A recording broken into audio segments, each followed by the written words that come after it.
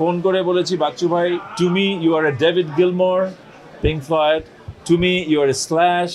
So আমার কাছে he is ওই জায়গার একটা মানুষ। ওনার কাজ, ওনার গিটার, ওনার মিউজিক, কম্পোজিশন সব মিলে।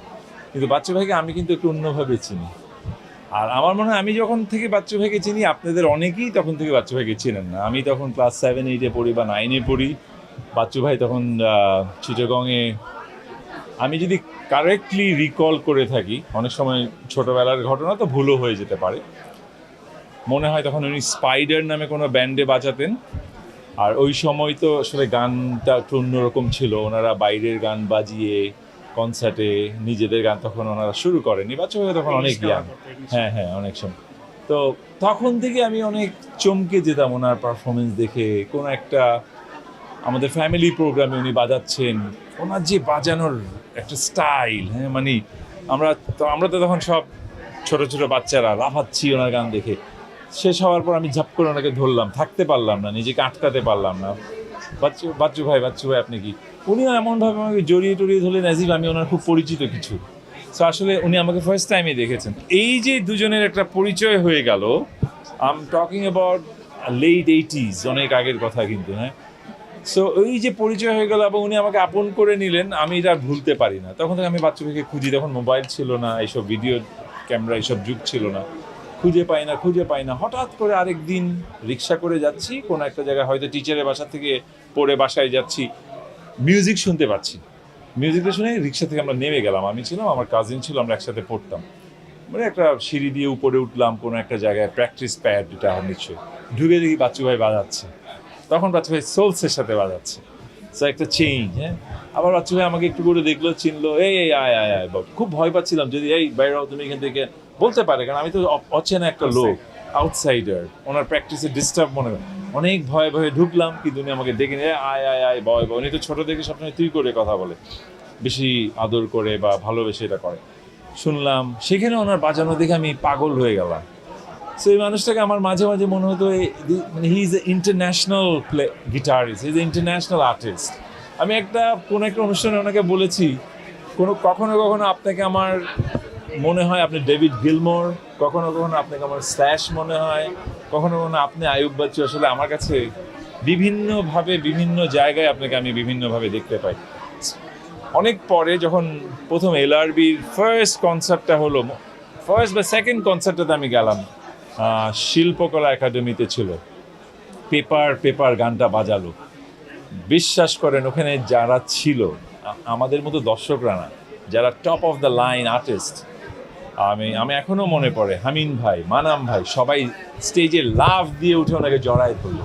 ওনার পেপারের লাস্টে যে পিসটা বাজায় উনি, ও মাই গড, মানে এই মানুষটা হয়তো এটাই ওনার ভাগ্যে ছিল, ওনার আগে চলে যেতে হবে। এটা আসলে আমরা অনেক সময় বলি উনি একটু বেশি আগে চলে গেছেন, আসলে এটা ঠিক না, ওনার এটাই সময় ছিল।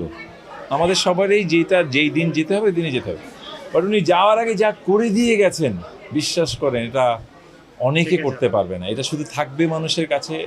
সেদিন কারোর সাথে জানি কথা বলছিলাম, নতুন যে কোনো ব্যান্ড, সেটা হেভি মেটাল ব্যান্ড হোক, থ্র্যাশ ব্যান্ড হোক, সবাই কিন্তু একটা বাচ্চা ভাইয়ের গান বাজায়, ঘুমন্ত শহরে বাজায়, ঘুম ভাঙা শহরে বাজায়। এই মানুষটা এত ভার্সেটাইল, মানে ওনার কি বলবো, মানে I don't know many words I should be sharing, but I don't have, I lost my words. প্রথমটা যদি বলি, আয়ুব বাচ্চু আমার কাছে, আপনাদের কাছে হয়তো তখন আয়ুব বাচ্চু হয় না, বাট আমার কাছে আয়ুব বাচ্চু তখন থেকেই আয়ুব বাচ্চু ছিল।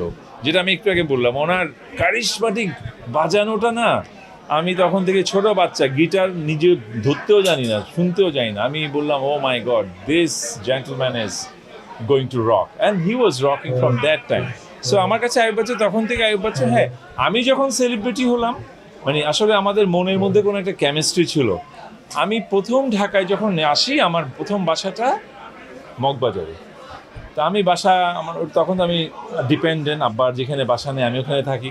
বাসা থেকে হেঁটে যাচ্ছি, হঠাৎ দেখি বাচ্চু ভাই একটা বাসার দরজা, একটা গেট খুলে বের হচ্ছে, সেই একই রক ক্যাপ পরা, টুপি পরে, ব্ল্যাক টি শার্ট পরে।